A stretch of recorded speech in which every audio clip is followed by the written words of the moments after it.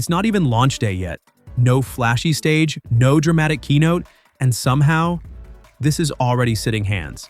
This is the Samsung Galaxy S26 Ultra, and if this is where Samsung is headed, things are about to get very interesting. First impression? It feels different.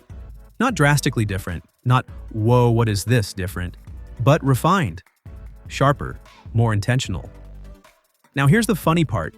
On paper, it's only 0.3 millimeters thinner than before, 7.9 millimeters instead of 8.2. That sounds completely insignificant, but the moment you hold it, you notice it. It feels slimmer, more balanced, almost lighter even though the numbers barely changed. It's one of those upgrades you don't understand until it's in your hand.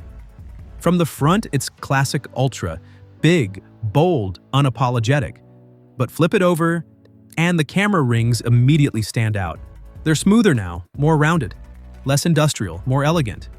It's subtle, but it makes the whole phone look more premium. Like Samsung spent time obsessing over details most people wouldn't consciously notice, but would subconsciously appreciate. And yes, the S Pen is still here, slightly reshaped so it blends better into the frame. Bluetooth features still haven't made a return, which some people will miss. But here's a tiny detail I actually love. The tip matches the phone color. Completely unnecessary, completely aesthetic, and somehow very satisfying.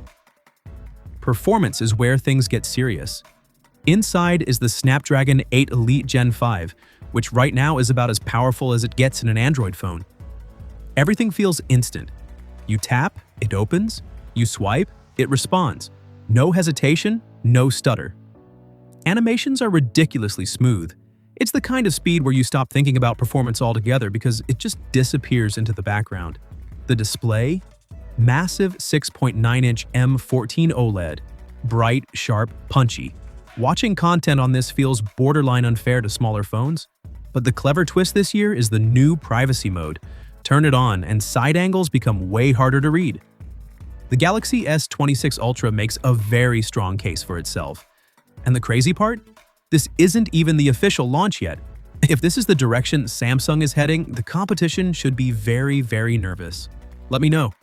Are you upgrading or are you waiting this one out?